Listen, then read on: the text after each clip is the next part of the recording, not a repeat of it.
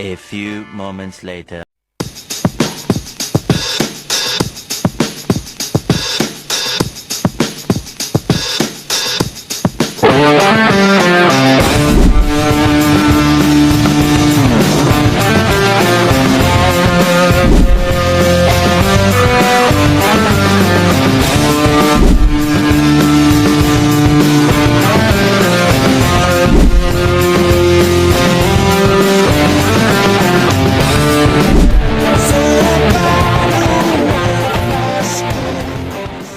Assalamualaikum warahmatullahi wabarakatuh. Perkenalkan, nama saya Nabila Dewi Parwanti. Perkenalkan, nama saya Delia Rianto. Perkenalkan, nama saya Salsabila Rahma Pratiwi. Saya Paras Putri Aulia. Perkenalkan, nama saya Rizka Gita Sara. Di sini kami akan mempresentasikan proses masuknya agama dan kebudayaan Islam ke Indonesia. Selamat menonton semuanya. Selamat menonton. Yang pertama, lahirnya Islam. Sejarah mencatat bahwa Islam pertama kali masuk ke Indonesia pada abad ke-7 Masehi. Perdagangan maritim menjadi jalur utama penyebaran agama ini. Pedagang-pedagang Muslim dari berbagai wilayah seperti Gujarat, India, dan Timur Tengah datang ke pelabuhan-pelabuhan Indonesia membawa bersamaan ajaran Islam. Yang kedua, teori Mekah atau Arabia. Teori yang dikemukakan oleh para sejarawan barat seperti Van Leeuwen, T.W. Arnold, Crawford, Nieman, dan De Hollander. Ini menghubungkan masuknya Islam ke Indonesia dengan pusat Islam di Mekah.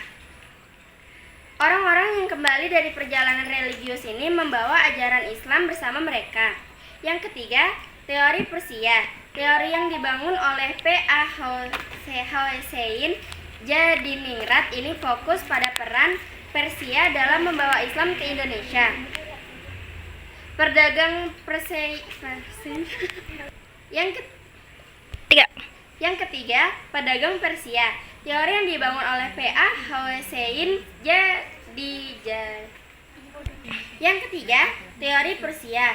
Teori yang dibangun oleh P.A. Hossein Jadiningrat ini fokus pada peran Persia dalam membawa Islam ke Indonesia. Pedagang Persia yang berlayar melintasi jalur perdagangan maritim membawa ajaran Islam. Hubungan perdagangan dan kebudayaan antara Persia dan Indonesia menjadi jembatan bagi penyebaran Islam. Yang keempat, teori Tiongkok. Teori yang dikembangkan oleh Hamka dan Kong Yuanzi atau sejarawan Tionghoa. Ini melihat peran pedagang Muslim dari Tiongkok dalam menyebarkan Islam ke Indonesia. Para pedagang Tiongkok membawa ajaran agama ini bersama barang dagangan mereka. Yang ketiga adalah kerajaan Islam di Indonesia. Kerajaan Islam di Indonesia terbagi 6 macam. Yang pertama adalah kerajaan Terlak, yang kedua adalah kerajaan Samudra Pasai, yang ketiga kerajaan Malaka, yang keempat kerajaan Aceh, yang kelima kerajaan Demak, dan yang keenam adalah kerajaan Pajak. Yang keempat ada hasil kebudayaan, antara lain seperti kesenian. Seni dan budaya Indonesia memiliki pengaruh besar dalam penyebaran Islam, seperti seni ukir pada masjid, seni rupa, musik, dan karya yang mencerminkan nilai-nilai agama dan mendalami pemahaman keagamaan. Seni ini menjadi bentuk ekspresi budaya yang mengangkat ajaran Ada sumber sejarah masuknya Islam. Yang pertama, makam Sultan Malik Al-Saleh terletak di Desa Beuringin, Kecamatan Samudra, Aceh Utara. Makam ini berada di dekat reruntuhan pusat kerajaan Samudra Pasai, sekitar 17 km sebelah timur Laut Seumawe. Yang kedua, ada makam Siti Fatimah binti Maimun. Siti Fatimah binti Maimun adalah salah seorang tokoh yang menyiarkan agama Islam di Jawa. Dia berasal dari Kedah. Komplek makam Siti Fatimah binti Maimun termasuk situs yang disebut dengan Pasucinan. Makam ini terletak di Desa Leran, Kecamatan Manyar, Kabupaten Gersik. Yang ketiga ada makam Sunan Maulana Malik Ibrahim. Terletak di Jalan Malik Ibrahim, Desa Gapuro, Sukolilo, Kota Gresik, Jawa Timur. Nama asli Sunan Gresik dan sebagai pimpinan para wali songo serta wali ketua. Selanjutnya, kerajaan Islam. Yang pertama, kerajaan Samudra Pasai. Kerajaan Samudra Pasai terletak di Aceh dan merupakan kerajaan Islam pertama di Indonesia. Kerajaan ini didirikan oleh Meurah Silu pada tahun 1967 Masehi. Bukti-bukti arkeologis keberadaan kerajaan ini adalah ditemukan makam-makam raja Pasai di kampung Geudong, Aceh Utara. seorang pengembara Muslim dari Maghribi, Ibnu Battuta, sempat mengunjungi Pasai tahun 1346 Masehi. Dia juga menceritakan bahwa ketika ia di Cina, ia melihat adanya kapal Sultan Pasai di negeri Cina. Pada masa jayanya, Samudra Pasai merupakan pusat perniagaan penting di kawasan itu. Dikunjungi oleh para saudagar dari berbagai negeri seperti Cina, India, Siam, Arab, dan Persia. Yang kedua, Kerajaan Aceh. Kesultanan Aceh terletak di utara Pulau Sumatera dengan ibu kotanya di Banda Aceh Darussalam. Kerajaan ini merupakan kekuatan regional utama pada abad ke-16 sampai ke-7 sebelum mengalami periode penurunan yang panjang. Pada tahun 1496, Sultan Ali Muqayyad Shah dinobatkan sebagai sultan pertama. Kerajaan Aceh Darussalam dibangun atas puing-puing kerajaan Hindu dan Buddha sebelumnya, seperti Kerajaan Indrapurba, Kerajaan Indrapurwa, Kerajaan Indrapatra, dan Kerajaan Ketiga ada Kerajaan Mataram Islam. Kerajaan Mataram Islam adalah salah satu kerajaan yang dahulu pernah berjaya dalam sejarah Indonesia. Kerajaan yang diperkirakan telah berdiri selama abad ke-15 tersebut berpusat di kota gede yaitu Yogyakarta. Meskipun cukup terkenal dalam cerita-cerita sejarah mengenai Kerajaan Mataram Islam, namun Kerajaan Mataram Islam tidak sedikit dari masyarakat yang mengetahui mengenai kerajaan ini. Lantas, seperti apa sejarah Kerajaan Mataram Islam? Berikut ini sejarah-sejarahnya. Yang pertama ada pendirian dan kejayaan hingga keruntuhan Kerajaan Mataram Islam.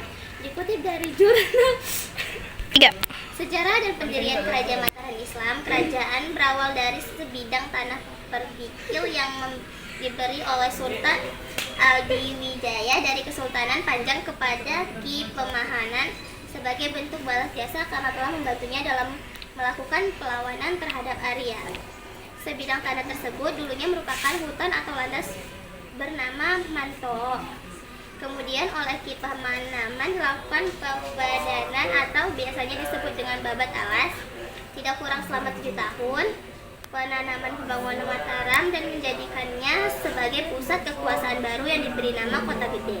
Selanjutnya setelah penanaman wafat pada tahun 1584 Masehi, ia digantikan oleh putra yang bernama Sultan Wijaya. Ternyata selama dipimpin oleh Sultan Wijaya, Mataram berhasil dikembangkan namun mengalahkan Kerajaan Panjang. Dengan demikian, naik tahta sehingga merebut wilayah Panjang dari Hadiwijaya dengan gelar Penembahan Senopati. Pada saat itu, wilayah Kerajaan Mataram hanya hutan Matao yang bekas Kerajaan Panjang.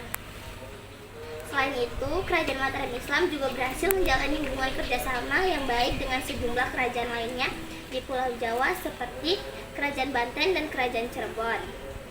Meskipun belum berhasil mengalahkan VOC di Batavia, namun selama pemerintahan Sultan Agung telah berhasil membawa Kerajaan Mataram menjadi kerajaan Islam yang cukup besar di tanah Jawa.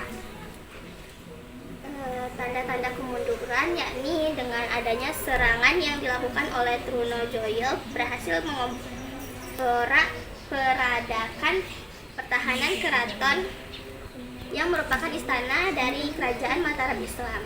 Atas peristiwa tersebut, kemudian Amangkurat I pergi dan melarikan diri dari keraton serta meminta perlindungan dari pihak VOC. Akhirnya Amangkurat I meninggal pada masa pelarian di Tegal pada tahun 1677. Kemudian digantikan oleh putra mahkota dengan gelar Manangkurat II dan diterima sebagai bangsawan Jawa di Tegal. Secara umum, keruntuhan Kerajaan Mataram Islam ditandai dengan disepakati Perjanjian Giyanti pada tahun 1755 yang membagikan Kerajaan Mataram Islam menjadi 2 bagian, yakni Kesusunan Surakarta dan Kesultanan Yogyakarta. Yang keempat yaitu adalah Kerajaan Demak. Kerajaan Demak adalah kerajaan Islam pertama di Pulau Jawa yang berdiri pada abad akhir ke-15 Masehi. Nah, beberapa fakta sejarah Kerajaan Demak. Yang pertama adalah pendiri Raden Patah, Adipati Demak yang sebelumnya merupakan bagian dari wilayah Kerajaan Majapahit. Letaknya berada di wilayah Bintoro dekat muara Sungai Demak, Jawa Tengah. Masa kejayaannya terjadi di bawah kepemimpinan Sultan Trenggana. Peninggalan terkenal yaitu adalah Masjid Agung Demak yang didirikan oleh para wali songo. Peran dalam penyebaran agama Islam, Kerajaan Demak menjadi salah satu pelopor penyebaran agama Islam di Pulau Jawa. Sistem sosialnya yaitu adalah bersifat egaliter, artinya terdapat kesetaraan antara rakyat dan pemimpin. Yang kedua adalah ekspor. Ekspor yaitu adalah komoditas utama yang diekspor adalah beras, rempah-rempah, dan buah-buahan. Yang ketiga yaitu adalah impor. Impornya yaitu merupakan hewan-hewan dan pakaian dari Melaka, Gujarat, dan Benggala. Nah, yang keempat itu adalah ada mata uang, yaitu menggunakan mata uang dari dalam negeri maupun luar negeri seperti uang Portugis dan mata uang lokal Jawa yang disebut tumdaya atau tael. Beberapa peristiwa penting dalam sejarah Kerajaan Demak yaitu adalah berdirinya Kerajaan Demak tidak bisa lepas dari kemunduran Kerajaan Majapahit pada akhir abad ke-15. Setelah meninggalnya Raden Patah, kekuasaan diambil alih oleh putranya yang bernama Pati Unus. Nah, Pati Unus gugur saat memimpin. Penyerbuan ke Malaka yang dikuasai oleh Portugis pada tahun 1521. Kerajaan Gotalo. Kerajaan Gotalo adalah kerajaan Islam di Sulawesi Selatan yang mencapai puncak kejayaannya pada abad ke-17. Kerajaan ini juga dikenal sebagai Kerajaan Makassar. Berikut ini adalah beberapa fakta tentang Kerajaan Gotalo. Kerajaan Gotalo didirikan oleh Raja Daeng Matanre Haraeng Tumak Risi Halona. Kerajaan Gotalo terbentuk dari dua gabungan kerajaan, yaitu Kerajaan Goa dan Kerajaan Talo. Kerajaan Gotalo menjadi pusat perdagangan di Indonesia Timur pada masa pemerintahan Sultan Hasanuddin. Sultan Hasanuddin dijuluki Ayam Jantan dari Timur karena menentang keras kehadiran VOC. Kerajaan Gotalo mengalami keruntuhan setelah perjanjian Bolivia yang dibuat pada 18 November 1667. Sultan Hasanuddin dianugerahi gelar pahlawan nasional atas jasa-jasanya dalam berjuang melawan penjajahan. Masyarakat Kerajaan Gotalo hidup dengan bercocok tanam, berdagang, dan melaut. Agama Islam merupakan agama mayoritas di Kerajaan Gotalo. Pendidikan hanya tersedia bagi kalangan bangsawan dan anak-anak ulama.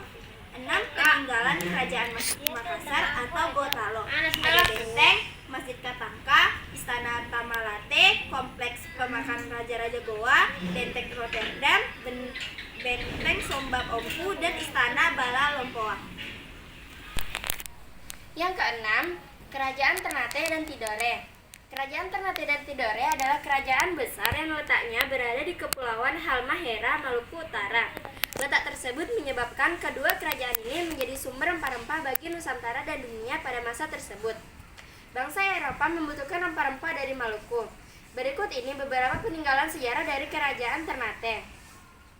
Istana Sultan Ternate. Istana Sultan Ternate punya dua lantai yang menghadap ke arah laut. Yang kedua, Masjid Ternate. Masjid Ternate didirikan oleh Sultan Hamzah. Yang ketiga, senjata perang. Salah satunya adalah Kerajaan Ternate yang termasuk kerajaan Islam tertua di Nusantara. Kerajaan ini didirikan oleh Bab Masur Malamo pada 1257 Masehi.